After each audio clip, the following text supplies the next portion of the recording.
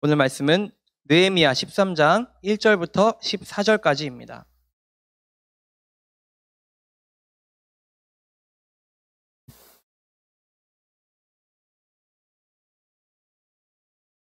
저부터 교독하도록 하겠습니다. 그날 백성들이 듣는 앞에서 모세의 책을 큰 소리로 낭독했습니다. 그런데 거기에 암몬 사람과 모압 사람은 영원히 하나님의 회중에 들지 못한다는 기록이 나왔습니다. 그들이 빵과 물을 줘 이스라엘 백성들을 반기기는커녕 오히려 발람을 매수해 그들을 저주하게 했기 때문입니다. 그러나 우리 하나님께서는 그 저주를 복으로 바꾸어 주셨습니다. 이 율법을 들은 백성들은 이방 피가 섞인 사람들을 이스라엘에서 몰아냈습니다. 이 일이 있기 전에 우리 하나님 집에 창고를 맡고 있던 제사장 엘리야십은 도비아와 가깝게 지내며 그에게 큰 방을 하나 내주었는데 그 방은 전에 곡식 제물과 유향과 성전의 물건을 두고 레위 사람들과 노래하는 사람들과 성전 문지기들을 위해 11조로 거둔 곡식과 새 포도주와 기름과 제사장들에게 주는 제물들을 두던 방이었습니다. 그러나 이 모든 일이 진행되고 있을 때 나는 예루살렘에 없었습니다. 바벨론 왕 아닥사스다 32년에 내가 왕에게 갔다가 며칠 후에 왕의 허락을 받고 다시 예루살렘으로 돌아왔던 것입니다. 그제야 나는 엘리야십이 도비아에게 하나님의 집들에 있는 방을 내준 그 어처구니 없는 소행을 알게 됐습니다. 나는 너무 화가 나서 그 방에서 도비아의 모든 살림살이를 밖으로 내던지고는 방들을 정결하게 하라고 명령을 내리고 나서 하나님의 집의 기구들과 곡식 제물과 유향을 그 방에 다시 들여놓았습니다. 그리고 레위 사람들이 받게 돼 있는 몫을 받지 못한 것과 직무를 수행해야 하는 레위 사람들과 노래하는 사람들이 자기네 땅으로 돌아가 버린 사실도 알게 됐습니다. 그래서 나는 관리들을 꾸짖으며 하나님의 집이 버려지다니 어떻게 된 일이요? 라고 묻고는 그들을 소집해 각각의 자리에 복직시켰습니다. 그러자 온 유다가 곡식과 새 포도주와 기름의 11조를 가져와 창고에 들였습니다. 나는 제사장 셀레미야와 학사 사독과 레위 사람 브다야를 창고 책임자로 임명하고 삭골의 아들이며 마따냐의 손자인 하난을 그 밑에 세웠습니다. 그들은 모두 정직하고 믿을 만한 사람들로 인정받는 사람들이었기 때문입니다. 형제들에게 분배하는 것이 그들의 직무였습니다. 하나님이여, 제가 이렇게 한 것을 기억하소서.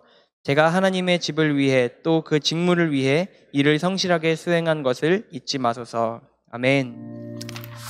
네, 지난주부터 이 어색한 설교 시간을 조금 더 업그레이드를 해보려고 노력하고 있습니다. 조금 부족하겠지만 그래도 예쁘게 봐주시면 좋을 것 같아요. 네, 그럼 오늘 말씀을 좀 같이 나누기에 앞서서 제가 이제 대학부 소속인데요. 이제 알고 계시겠지만 오늘의 교회는 3개의 대학부가 있습니다. 이 3개의 대학부에 이제 저에게 이래라 저래라 할 수 있는 사람이 딱 한 명 있습니다. 누구냐면 최성민 목사님이에요. 최성민 목사님이 이제 저보다 연차도 많고 그다음에 그래서 저에게 뭐라고 하실 수 있는 유일한 분인데 요즘에 맨날 저에게 하시는 말씀이 있어요. 뭐냐면 살 좀 빼라입니다. 살 좀 빼라. 배 목사님 살 좀 빼세요라는 말을 저에게 굉장히 많이 합니다. 그런데 사실 그 이야기는요, 제가 먼저 목사님한테 하던 이야기였어요. 그래서 보시면 화면 바꿔주세요. 네, 네. 원래 제가 하던 이야기였습니다. 이게 7년 전 사진인데요. 제가 7년 전에 터키에 있을 때 제 몸무게가 72kg였었던 때가 있어요. 매일 축구하고 매일 운동하고 하면서 제가 이러고 한국에 왔는데 최성민 목사님이 이런 상태였거든요. 네. 이거 괜찮아요. 목사님한테 동의를 구했어요. 제가 설교 시간에 쓰겠다고. 그래서 목사님의 상태가 이런 상태였는데 저한테 제가 살을 빼고 온 거를 보면서 저한테 이러는 거예요. 도대체 살을 왜 빼냐?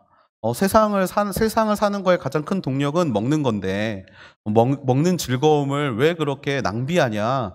그거는 하나님의 축복을 네가 발로 차버리는 거다. 막 이러면서 저에게 엄청난 공격을 하셨었거든요.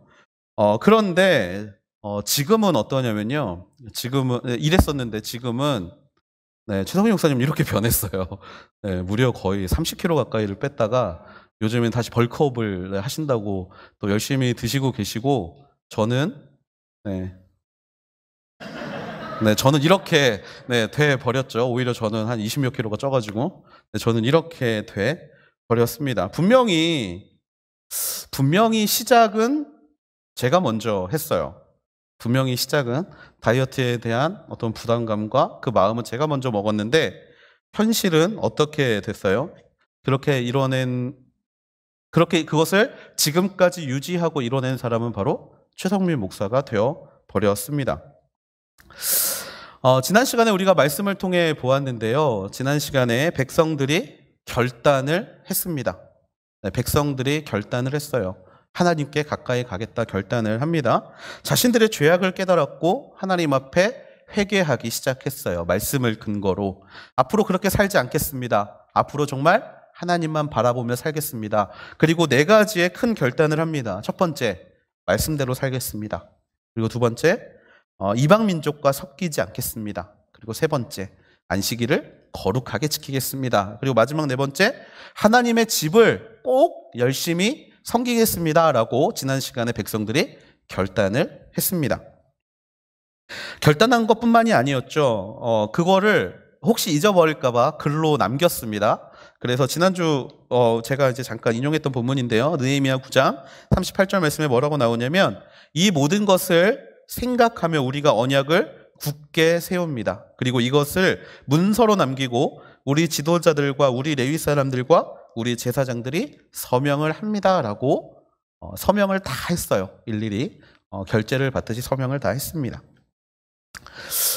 여러분 신앙의 방향성은 내일을 향해야 합니다. 그래서 신앙은요 성장을 해야 되고요 성숙을 해야 되고 그로 인해 원숙 그래서 완숙으로 나아가야 합니다. 이게 신앙의 방향성이에요. 그 이야기는 뭐냐면 어제보다 오늘이 더 신앙이 깊어야 되고 오늘보다 내일이 신앙이 더 원숙해져야 된다라는 의미입니다. 이것이 우리 신앙이 나아가야 될 방향이에요. 더 깊어지고 더 넓어지고 더 높아지는 그래서 믿음이 성숙해지는 것을 우리는 인생 가운데 경험을 해야 합니다. 더 하나님과 친밀함을 가져야 돼요. 그런데 우리는 어떻습니까? 1000걸음을 걸어 10,000걸음을 걸어도 우리는 언제나 제자리 걸음이에요. 제자리 걸음. 김종국이 원래 노래를 부르려고 그랬는데 제가 부끄러워가지고 노래를 못 불렀어요. 정말 우리는 맨날 제자리 걸음입니다. 왜 우리가 이렇게 제자리 걸음을 할까요? 아니 어떻게 보면 퇴보하는 것처럼 보여요. 10년 전의 믿음이 오늘의 믿음보다 더 좋았던 것 같아요. 제가 요즘 만나는 청년들이 맨날 저에게 하는 말, 나 옛날에 학생회장 출신이야. 우리로 따지면 야 나 대표 MC 출신이야. 그런데 지금은 교회를 다니지 않고 하나님을 다니지 않는 모습들. 분명히 어제는 또 우리 하늘 지체들 중에도 그런 지체들이 있죠. 어제는 분명히 저와 같이 그 복음을 위하여 열심히 일을 했던 친구인데 어느 날 갑자기 보이지 않고 사라져버리는 사람들. 신앙이 성장하는 게 아니라 도리어 퇴보하는 모습. 제자리 걸음이라도 하면 다행이지만 퇴보하는 모습들이 우리의 모습 가운데 있습니다. 왜 그럴까요? 왜 그러는지 생각을 해보면요. 신앙은 약간 오르막길로 오르는 것과 같기 때문이에요.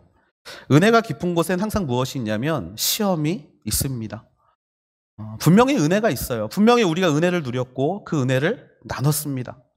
그런데 그 은혜를 누리고 나눌 때는 너무나 좋은데 은혜가 있을 때는 꼭 항상 시험이 있어요. 분명히 아침에 기도할 때는 아침에 큐티할 때는 사랑해야지 섬겨야지 좋은 말 해야지. 근데 눈 뜨자 큐티를 하고 회사에 갔는데 상사가 커피 타와 그러면 이제 그때부터 막 뭐 커피 지가 탈 것이지 막 이러면서 막 끈적거리는 아주 좋은 영양제를 그 안에 뭐 넣어주거나 뭐 이런 것들을 하는 게 우리의 모습이죠. 분명히 말씀은 우리를 새롭게 합니다. 말씀은 우리를 새롭게 하지만 우리의 그 새롭게 됨이 사실은 오르막길, 성경에서 말하는 좁은 길을 걸어가야 되는 길이기 때문에 많은 사람들이 그 길을 가는 걸 어렵게 생각을 합니다. 여러분, 저 오르막길의 끝에 무엇이 있는지 다들 알고 계시지 않나요? 오르막길 끝에 뭐가 있나요? 우리가 상상하지 못할 아름다운 풍경이 기다리고 있습니다.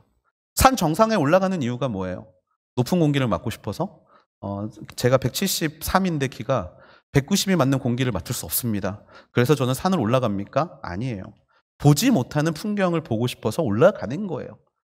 정말 그곳에 다다르면서 정말 그곳에서 나를 위해 준비된 놀라운 것들이 있는 것을 너무나 잘 아는데 올라가기가 싫어요. 왜죠? 숨이 차고 힘드니까. 숨이 차고 힘드니까. 그러다 보니까 감동을 얻기보다는 무언가의 어떤 성취감을 얻기보다는 그냥 지금 이 자리에 서서 멈추는 거를 기뻐하는 게 바로 우리의 모습입니다. 얼마 전에 정확히 말하면 2년 전인가 3년 전인가 제가 정확히 기억이 안 나는데 MC들을 데리고 MC 리트릿, 그러니까 좀 즐거움을 얻기 위한 방편으로 울산바위를 등산한 적이 있습니다. 울산바위. 가보신 분들은 이제 아시겠지만 울산바위 뭐 그렇게 어려운 길 아니에요. 마지막 한 1km 정도 놔두고 이제 갑자기 그 암벽 옆에 붙어 있는 철제 계단을 오르는 게 조금 무섭지, 울산바위는 그렇게 높은 곳이 아닙니다. 근데 제가 사실은 살이 너무 많이 쪄다 보니까 올라가는 게 너무 싫은 거예요. 그래서 이제 MC들 다 이제 올려보내고 사실 밑에도 쉬려고 그랬는데 우리 MC들 중에 너무나 착한 한 친구, 그 모경일이라는 친구가 제 옆에 딱 붙어가지고 목사님 같이 올라가셔야죠 하면서 저를 막 배려하고 신경 쓰니까 제가 이제 막 변명을 대기 시작했어요. 조금 등이 좀 아팠는데 약간 등에 담이 좀 걸렸는데 나 이것 때문에 못 올라가겠어 그랬더니 갑자기 엎드려 보세요 하더니 막 안마해주고 막 목사님 올라가셔야 된다고 막 저를 막 어떻게든 막 밀어서 올려보내서 올라갔습니다. 올라갔는데 그곳을 올라가는 과정 가운데 올라가면 좋은 게 있을 거라는 걸 너무나 잘 알고 있었는데 올라가기가 너무 싫은 거예요. 이 육체의 한계, 내가 정한 이 육체의 한계. 마찬가지입니다. 우리는 스스로가 신앙의 한계를 정합니다. 여기까지면 돼. 굳이 오르막길 끝까지 올라갈 필요 없이 여기면 만족할 수 있어. 그런데 그렇게 생각했던 건 우리만의 이야기는 아니었던 것 같습니다. 이스라엘도 동일한 어떤 그런 인생을 사는 것 같아요. 신앙의 성장과 성숙을 어떻게 이룰 것인가, 어떻게 제자리에 있지 않고 어떻게 전진할 것인가, 그것에 대해서 이스라엘 백성들도 우리와 똑같이 반응했고 그에 대한 말씀이 바로 오늘의 우리에게 주시는 말씀입니다. 그래서 오늘 말씀이 우리에게 첫 번째 전해주는 것이 무엇이냐면요, 바로 이 부분이에요. 전진하기 위해서 돌아보라. 우리가 말씀의 전진, 신앙의 성숙과 성장을 이루기 위해서 제일 먼저 해야 될 것이 무엇이냐면 바로 전진하기 위해서 돌아보라는 거예요. 오늘 본문이요 1절에서 3절까지의 말씀을 같이 한번 읽어보겠습니다. 1절에서 3절까지. 글씨 잘 보이시나요? 네, 같이 읽어볼까요? 시작. 그날 백성들이 듣는 앞에서 모세의 책을 큰 소리로 낭독했습니다. 그런데 거기에 암몬 사람과 모압 사람은 영원히 하나님의 회중에 들지 못한다는 기록이 나왔습니다. 그들이 빵과 물을 주어 이스라엘 백성들을 반기기는커녕 오히려 발람을 매수해 그들을 저주하게 했기 때문입니다. 그러나 우리 하나님께서는 그 저주를 복으로 바꾸어 주셨습니다. 이 율법을 들은 백성들은 이방 피가 섞인 사람들을 이스라엘에서 몰아냈습니다. 아멘. 자, 그날이 언제냐면 백성들이 성전을 봉헌하고 하나님 앞에 이렇게 살겠다고 언약을 결정한 날입니다. 그 전에 어떤 일이 있었죠? 지난 시간에 같이 보았죠. 이방 민족들을 나에게서 제하여 버리겠다라는 약속을 분명히 했습니다. 그런데 바로 그날 모세의 책을 읽었더니 한 사건이 툭 튀어나온 거예요. 뭐냐면 암몬과 모압이 아직 우리의 인생 가운데, 우리의 삶 가운데 남아 있었다라는 겁니다. 분명히 이방 민족들을 없애라고, 그들에게서 그를 끊어버리라고 말씀하셨는데 그들이 이방 민족으로 대변되는 자들이 남아 있었던 거예요. 왜 그랬을까요? 왜 그랬을까요? 그들에게 원래 모압과 암몬은 남이 아니었기 때문입니다. 여러분, 모압과 암몬이 어떤 존재들인지 혹시 알고 계시나요? 모압과 암몬? 모압과 암몬은요, 정확히 말하면 이스라엘과 친척입니다. 모압과 암몬의 시작은요, 롯이에요, 롯. 여러분, 롯이 누구죠? 아브라함의 사촌 동생이 롯입니다. 이 롯이 소돔과 고모라에 살고 있었는데 그곳이 심판당하면서 두 딸과 아내와 그곳을 벗어나게 되죠. 그때 무슨 일이 벌어져요? 소돔의 미련을 갖고 있는 아내가 뒤를 돌아보는 순간 너무나 귀한 소금으로 변하게 됩니다. 소금 기둥으로 변하게 되죠. 그리고 아버지와 두 딸이 산으로 도망을 가게 됩니다. 도망을 갔는데 이 딸들이 불안한 거예요. 왜냐하면 율법에 따라서 이제 자기들은 이제 결혼을 하는 게 좀 쉽지가 않다 보니까 대가 끊기면 안 된다. 그래서 아버지에게 술을 먹입니다. 아버지에게 술을 먹이고 아버지와 동침을 하게 돼요. 아버지와 동침을 합니다. 첫째 딸, 둘째 딸이 아버지가 인사불성일 때. 그래서 낳은 아들이 누구냐면 모압과 암몬입니다. 그러니까 한마디로 이 모압과 암몬은 그들에게 친척이에요. 한 민족이었고 한 핏줄이었던 거예요. 그러다 보니까 이방 민족을 제하여 버리라고 말할 때 모압과 암몬은 생각을 하지 않았던 거예요. 얘네 우리 친척이잖아. 얘네 우리 친척이잖아. 라고 그들을 멀리 하지 않았던 거예요. 그런데 말씀을 읽다 보니까 어떤 말씀이 나왔느냐면 신명기 23장 3절 말씀이 나온 겁니다. 암몬 사람이나 모압 사람이나 그 자손들은 10대까지도 여호와의 총회에 들어올 수 없다. 한마디로 이들은 너희 가족이 아니라 뭐다? 이방인이다라는 걸 깨닫게 된 거예요. 그 말씀을 근거로 3절 말씀에 보니까 그들을 어떻게 했다? 민족 가운데서 쫓아내 버렸다라는 거예요. 여러분, 매일을 거룩하게 살기를 원하신다면 우리가 가장 먼저 돌아봐야 될 것은 바로 우리의 어제입니다. 물론 그 어제를 돌아볼 때 기준이 있어야 돼요. 그 기준은 바로 말씀이 되어야 합니다. 여러분, 말씀은 66권입니다. 성경은 66권이에요. 그런데 이 성경 66권이 많이 있는 이유는 굉장히 다양한 상황에서 미리 그 일들에 대해서 하나님의 말씀을 담아서 우리에게 가이드를 제공하기 위함입니다. 그렇다면 우리가 어제를 돌아보는, 전진하기 위해서 돌아봐야 하는 어제에 대한 근거는 바로 이 말씀이 되어야 되는 거예요. 말씀 66권을 하루아침에 다 알 수 있는 사람은 없습니다. 없어요. 하루에 이거를 다 읽는 사람은 없어요. 그러면 어떻게 해야 됩니까? 매일 그 말씀을 묵상을 해야 됩니다.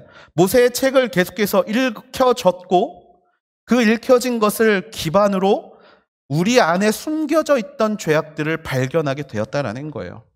그래서 여러분의 인생에, 여러분의 신앙의 성숙을 이루고 싶다라면, 여러분의 매일매일이 하나님께 전진해가는 삶을 살고 싶다라면 매일 말씀을 묵상하고 그 말씀에 부딪히는 내 안에 있는 죄악들을 하나님 앞에 내어놓게 되기를 주님의 이름으로 축복합니다. 그렇게 매일매일 변해야 되는 거예요. 어제 내가 죄라고 여겨지지 않았던 것들이 오늘 나에게 죄라고 말씀하고 계시는 것들이 있습니다. 그런 것들을 발견해야 우리는 전진할 수 있는 거예요. 우리는 회개를 일회용으로 생각합니다. 한 번 회개하고 나는 그 문제에 대해서 더 이상 회개할 게 없어라고 생각하지만 하나님 앞에서는 그렇지 않아요. 하나님은 생각나게 하십니다. 말씀을 볼 때마다 깨닫게 하세요. 왜 깨닫게 하실까요? 우리가 전진해 가길 원하시기 때문입니다. 회개해라. 전진하려면 회개해라. 죄의 문제가 남아있어서 그 죄에 발목을 잡히지 말고 그것들을 말씀으로 계속해서 발견해 가야 너의 신앙이 성숙할 수 있을 것이다 라고 말씀을 하신다라는 것이죠. 여러분, 과거의 모든 죄악들을 말씀으로 깨끗하게 됨을 경험하는 저와 여러분이 되기를 주님의 이름으로 축복합니다. 그러면 우리의 신앙이 성숙할 수 있습니다. 자, 두 번째는요, 바로 예배의 자리를 점검하라는 거예요. 예배의 자리를 점검하라. 거룩한 변화를 계속 이루고 싶다면 예배의 자리를 항상 수시로 점검을 해야 합니다. 우리의 예배 자리를 방해하는 수많은 요소들이 있습니다. 근데 오늘 본문에서 보여주는 첫 번째 방해 요소가 무엇이냐면 바로 관계라는 이름의 방해 요소입니다. 관계. 도대체 관계가 예배에 어떤 문제가 되는가? 오늘 말씀을 같이 볼까요? 오늘 본문 4절에서 5절 말씀입니다. 같이 한번 읽어볼까요? 시작. 이 일이 있기 전에 우리 하나님 집의 창고를 맡고 있던 제사장 엘리야십은 도비아와 가깝게 지내며 그에게 큰 방을 하나 내주었는데 그 방은 전에 곡식 제물과 유황과 성전의 물건을 두고 레위 사람들과 노래하는 사람들과 성전 문지기들을 위해 11조로 거둔 곡식과 새 포도주와 기름과 제사장들에게 주는 제물들을 두던 방이었습니다. 아멘.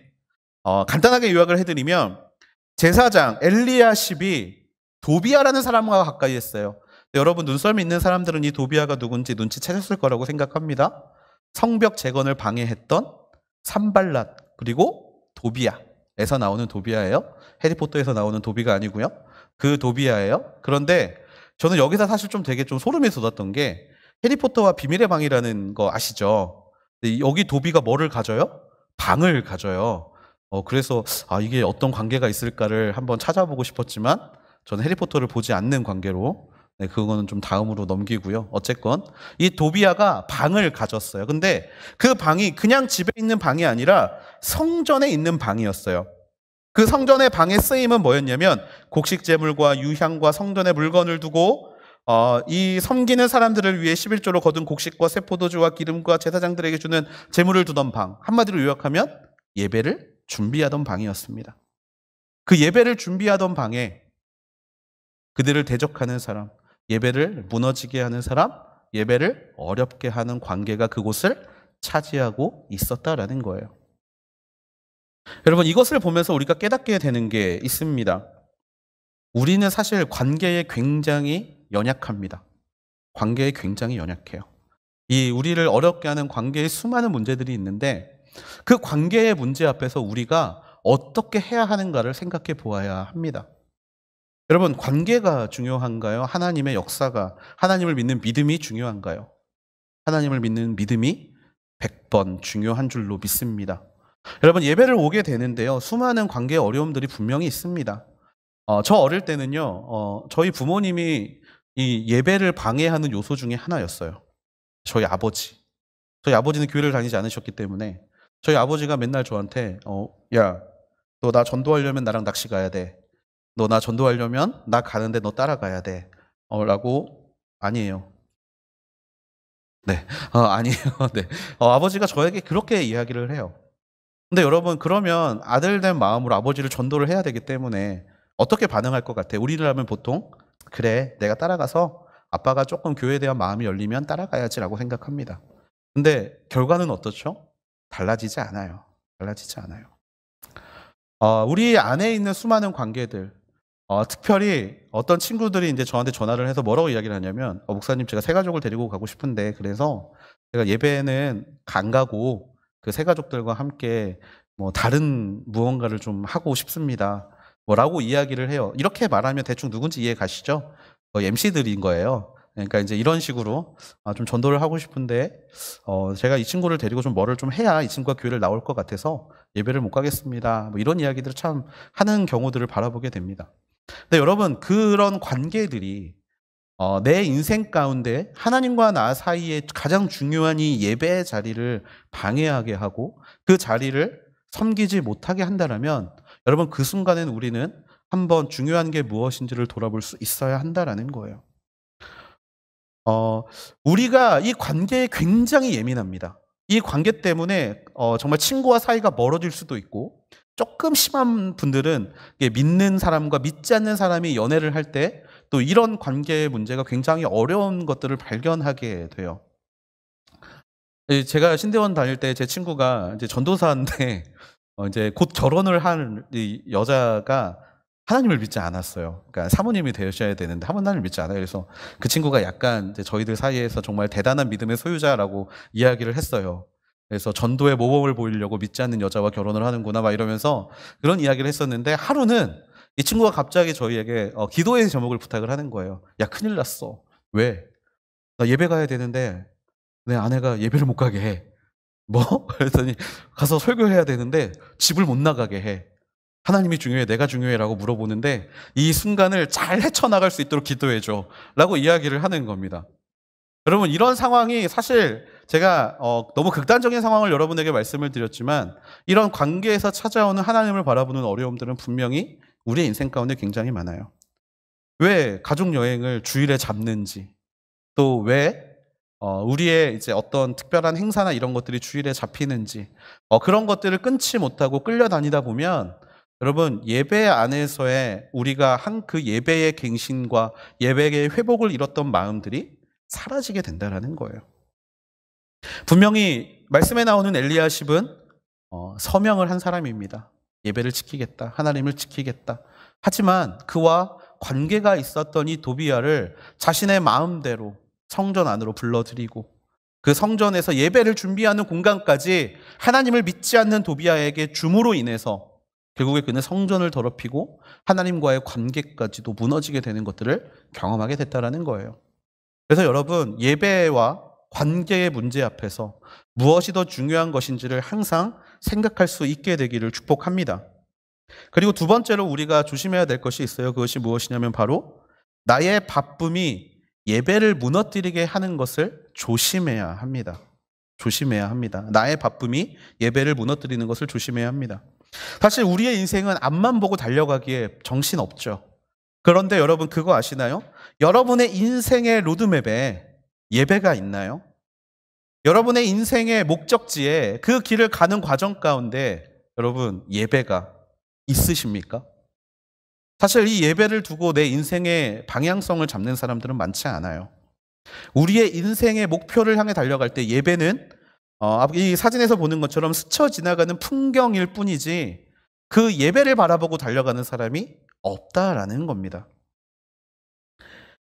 일에 바빠서 신경을 못 씁니다. 그러다 보니까 예배를 당연히 드려야 되는 것이라고 생각만 할 뿐, 예배에서의 감격과 예배에서의 감사와 예배에서의 하나님을 더욱더 깊이 알아가는 마음이 우리 마음 가운데는 없다라는 거예요. 오늘 여러분은 예배를 어떤 마음으로 오셨습니까? 예배를 인식하고 오셨습니까? 아니면 주일이기 때문에, 아니 정확히 말하면 주일은 이제 주의 예배를 드리는 날이 주일이 됐죠. 예배를 드려야 되는 날이기 때문에 그냥 하나님 앞에 나아 오셨습니까? 6절 말씀입니다. 6절 말씀. 그러나 이 모든 일이 진행되고 있을 때 나는 예루살렘에 없었습니다. 바벨론 왕 아닥사스다 32년에 내가 왕에게 갔다가 며칠 후에 왕의 허락을 받고, 느헤미야가 이 일을 인식하지 못했던 상황이었어요.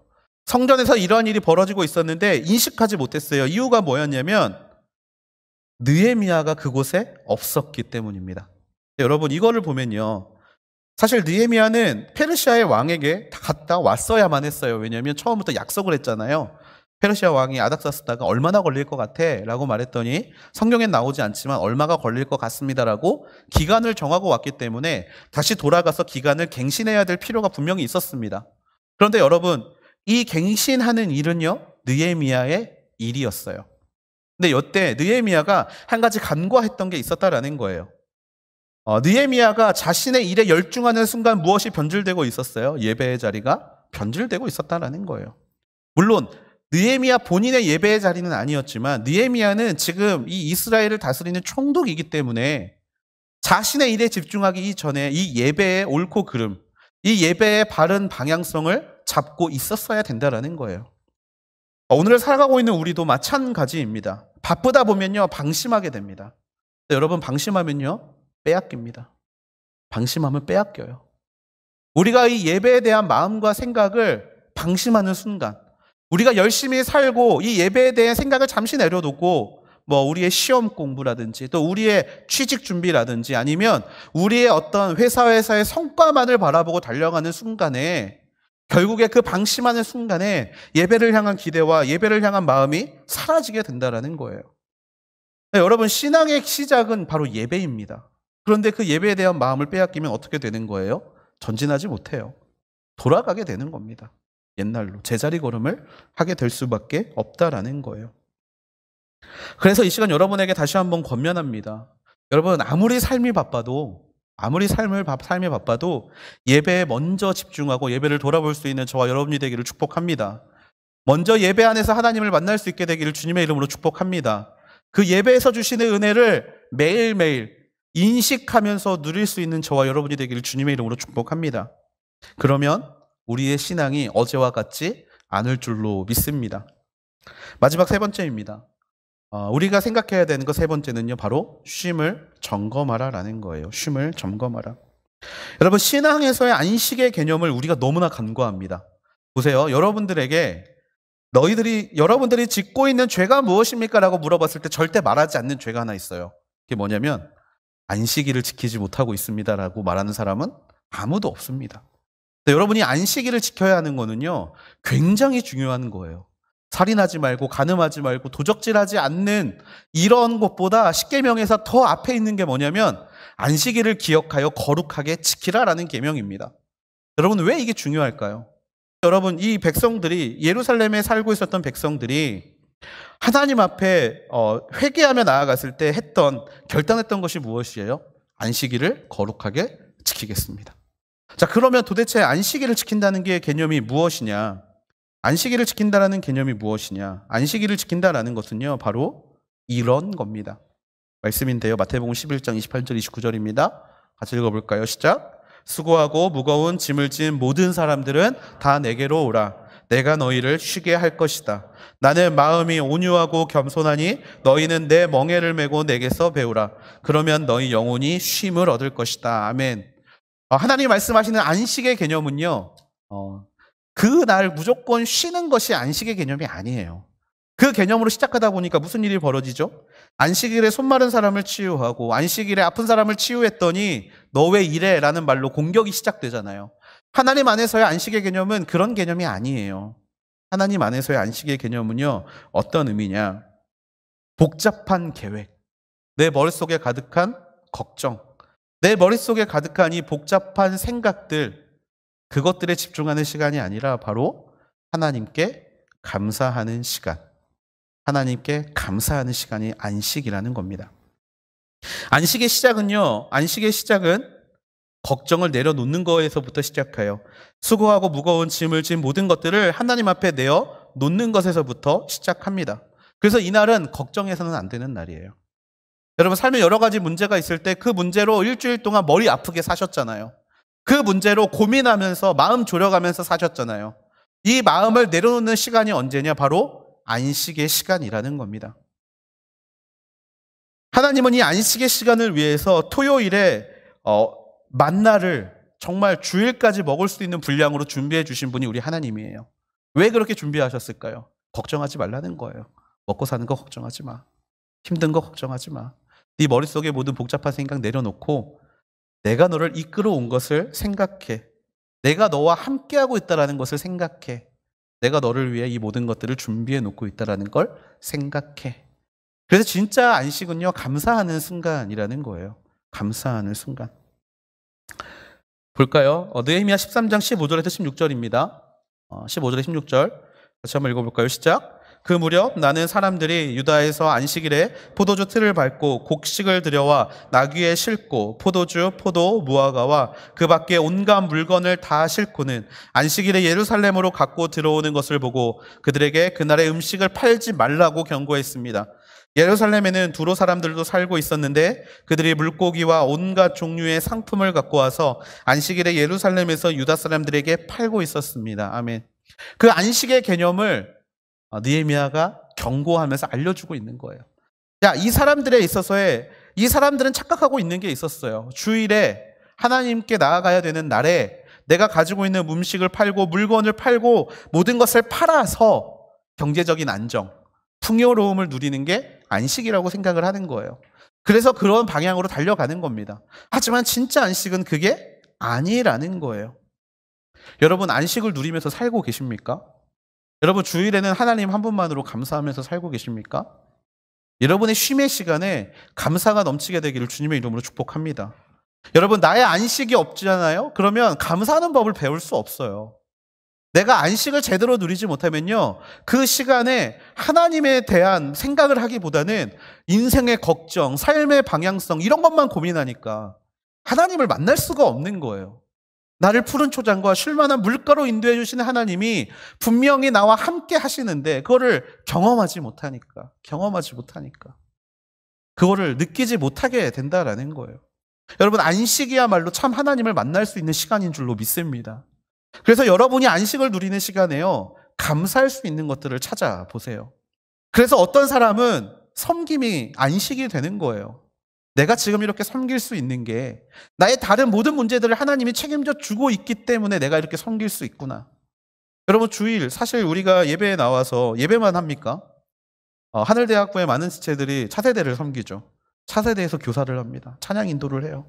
차세대에서 열심히 헬퍼로 섬깁니다.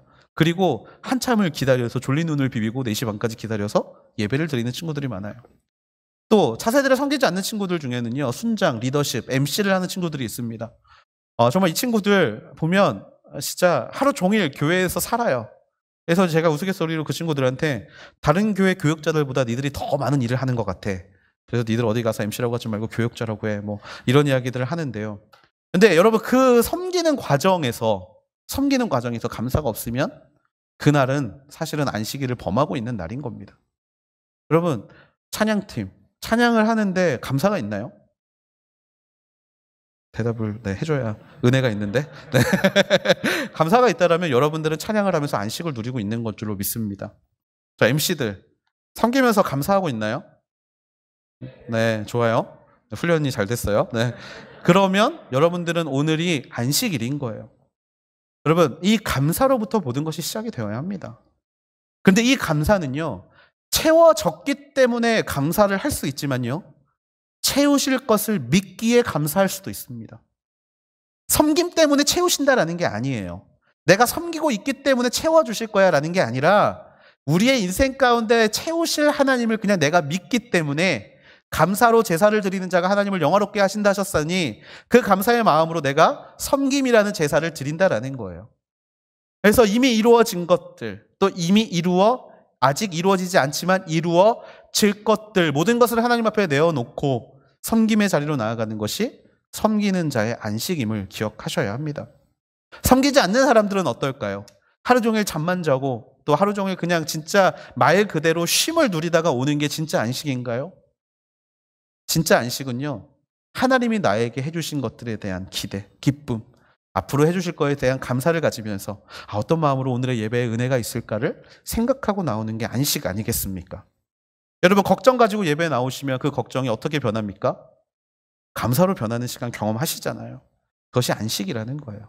그래서 여러분들이 진정한 안식을 누릴 수 있도록 하나님 앞에 감사의 제목들을 발견할 수 있는 시간들이 되기를 주님의 이름으로 축복합니다. 이게 훈련이 되잖아요. 그러면요, 여러분의 어제와 오늘은 반드시 달라질 줄로 믿습니다. 그래서 말씀을 마무리하려고 하는데요, 이 말씀들, 지금까지 여러분과 함께 나눴던 이 말씀들을 단 한마디로 바꾸면 바로 이렇게 정리를 할 수가 있을 것 같습니다. 수련회의 영성을 일상의 영성으로. 여러분, 우리는 수련회 때 많은 것들을 결단합니다. 예루살렘 백성들이 결단했던 것처럼 하나님 앞에 이렇게 살겠습니다, 다시는 이런 죄 저지르지 않겠습니다 라고 뜨겁게, 또 내가 지금 온전한 안식을 얻고 있는가를 돌아보면서 이 수련회의 영성을 일상의 영성으로 끌어들여 와야만 우리의 신앙이 계속해서 앞으로 나아갈 수 있다라는 것입니다. 일회성의 영성은 우리 정말 수없이 받았습니다. 일회성의 영성은 수없이 받았어요. 여러분, 저만 해도 수련회를 태어날 때부터 갔다고 치면 최소한 한 80번 간 것 같아요. 1년에 2번씩만 잡아도. 여러분들은 어떠십니까? 신앙을 시작하는 순간부터 결단했던 수많은 시간들, 하나님 앞에 이렇게 살겠다고 고백했던 수많은 시간들, 여러분 경험해 왔잖아요. 그런데 왜 제자리 걸음에 있으십니까? 오늘 말씀을 통해서 매일 제자리 걸음하는 쳇바퀴 도는 신앙이 아니라 하나님 앞에 매일매일 신앙의 성숙과 성장과, 그래서 원숙을 이룰 수 있는 저와 여러분이 되기를 주님의 이름으로 축복합니다. 여러분의 정말 과거를 다시 한번 말씀으로 돌아보면서 전진의 준비를 할 수 있는 저와 여러분이 되기를 축복합니다. 그리고 우리의 인생 가운데, 정말 우리의 인생 가운데 말씀하시는 하나님, 그 하나님의 말씀을 붙잡고 우리의 예배를 다시 한번 점검하면서 매일매일 그 예배에 진짜 있어야 될 것들이 있는지를 돌아볼 수 있는 저와 여러분이 되기를 축복합니다. 그리고 마지막으로 우리가 정말 하나님 앞에서 진짜 감사의 쉼의 시간을 누리고 있는지를 점검하면서 어제와는 다른, 그리고 어제보다 더 성숙한 내일을 살아갈 수 있는 저와 여러분이 되기를 주님의 이름으로 축복합니다. 전진합시다. 성장합시다. 그래서 믿음으로 하나님이 보시기에 좋았더라 라고 말씀하실 수 있는 자들이 되기를 정말 간절히 소망합니다. 우리가 모두가 그렇게 하나님 앞에 나아갈 수 있는 자가 되기를 소망하는 마음으로 우리 시간 함께 기도하기를 원합니다. 우리 시간 기도할 때 하나님, 계속해서 전진할 수 있는 신앙을 우리 가운데 허락하여 주시옵소서. 아버지의 결단으로 끝나는 것이 아니라 결단이 일상으로 흘러올 수 있도록, 어떤 수련회적 영성이 정말 일상의 영성으로 흘러 들어올 수 있도록, 그래서 오늘이 정말 오르막길일지라도 끝까지 그 오르막의 정상에 다다르는 순간까지 전진할 수 있는 그런 믿음의 자녀들이 되게 하여 주시옵소서. 아버지 하나님이시여, 특별히 그 일을 위하여 기도합니다. 하나님, 우리 안에 아직 남아있는 것들이 있다라면 남아있는 찌꺼기들을 말씀으로 발견하게 하시고, 아버지 그 모든 것들을 깨끗하게 정케하며 나아갈 수 있는 믿음의 자녀들이 되게 하여 주시옵소서.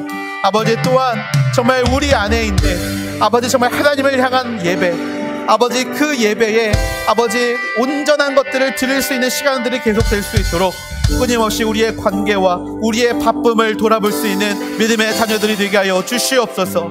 아버지 또한 우리의 인생 가운데 진짜 감사의 쉼을 누리고 있는지, 그래서 그 감사 가운데 하나님을 발견할 수 있는지 돌아볼 수 있는 아버지 귀한 자녀들이 되게 하여 주시옵소서.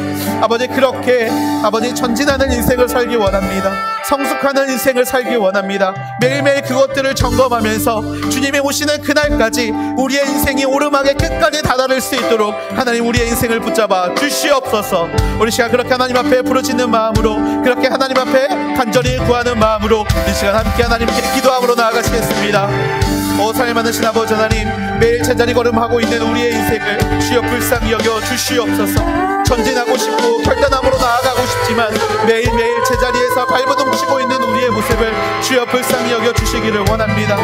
하나님, 나의 마음과 나의 생각과 아버지 하나님이시여 정말 내 안에 소중한 것들이 아버지 하나님이시여 하나님이 아닌 다른 것들로 되어버림으로 인하여 아버지 그것들에 발목 잡히고 아버지 하나님이시여 그것들에 무너지는 인생들이 아버지 나의 인생이 되지 않게 하여 주시옵소서. 받으신 아버지 하나님이시여, 아버지 이 시간 간구합니다. 하나님, 정말 우리가 전진하기 전에 우리의 발목을 잡고 있는 모든 것들을 돌아볼 수 있는 아버지 그런 믿음의 시간들이 되게 하여 주시옵소서. 아버지 멈추게 하시고 아버지 정말 그 순간에 하나님 안에서 우리에게 주시는 아버지 그 말씀으로 인하여 나를 다시 한번 되돌아보고 내 안에 있는 거룩한 것들을 채워갈 수 있는 믿음의 시간들이 되게 하여 주시옵소서. 아버지 또한 기도하는 것은 아버지 하나님이시여 나의 예배를 매일 점검하게 되기를 소망합니다. 하나님을 만나고 하나님을 의지하고 하나님을 생각해가는 모든 과정들이 아버지 내 안에서 아름답게 자리 잡게 하여 주시고 아버지 그로 인하여 하나님 앞에 전진하고 하나님을 만나게 됨을 놀랍도록 경험할 수 있는 그런 믿음의 자녀들을 되게 하여 주시옵소서. 아버지 온전한 쉼을 누리게 되기를 소망합니다.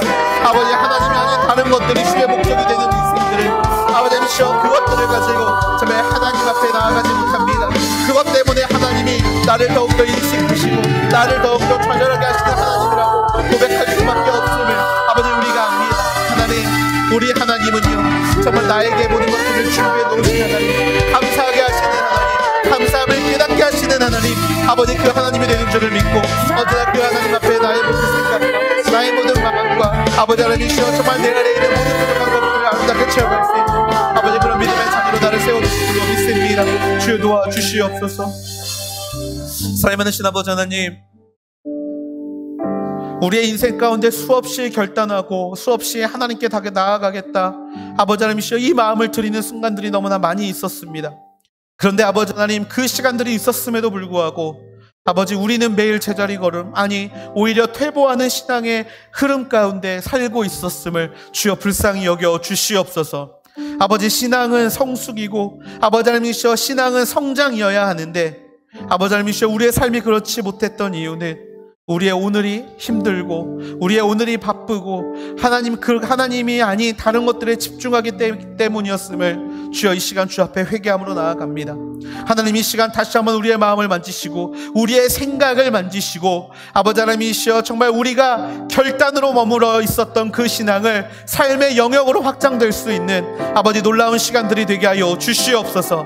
아버지 그 시간을 위하여 특별히 기도합니다. 하나님, 우리가 매일 말씀을 가까이 하기를 원합니다.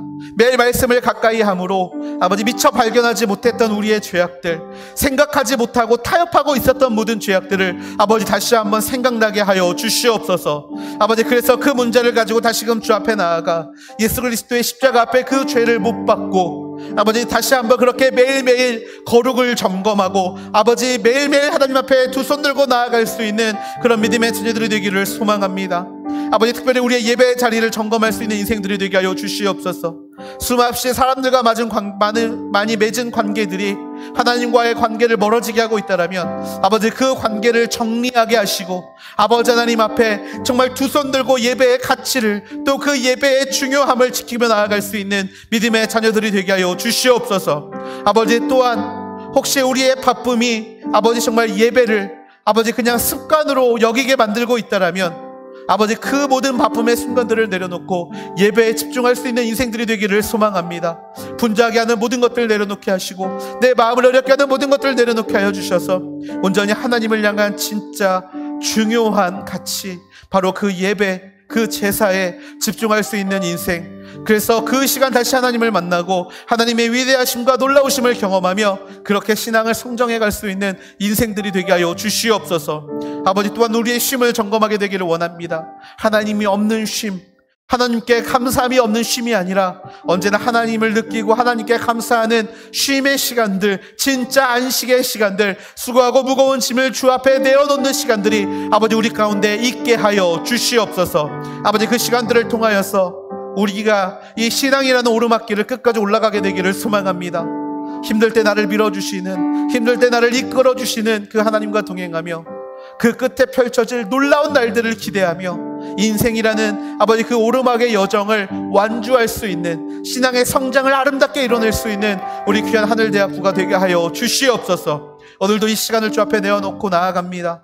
하나님, 어제와 다른 내일이 되게 하시고 오늘과 다른 내일이 될 수 있도록 주여 나를 매일매일 점검하고 돌아볼 수 있는 믿음의 하늘대학부들이 되게 하여 주시옵소서. 아버지, 그렇게 또 한 주가 시작되는데 아버지 하나님 다시 만나는 순간까지 더 성장해서 만나게 되기를 원합니다. 더욱더 깊어져서 만나게 되기를 원합니다. 더욱더 그 안에서 진짜 크리스천, 예수님을 닮은 자들의 모습을 발견하고 만나게 되기를 소망합니다. 주여, 그 즐겁고 그 감사하고 그 아름다운 날이 우리의 인생 가운데 임할 수 있도록 아버지, 자리 가운데 예배드리는 모든 자들, 아버지 주여 결단하는 모든 자들의 마음 가운데 그 축복을 물붓듯이 부어 주시옵소서. 그렇게 같이 하나님께 모든 찬양과 영광을 올려드리며 사랑이 많으신 예수님의 이름으로 감사하며 기도드렸습니다. 아멘.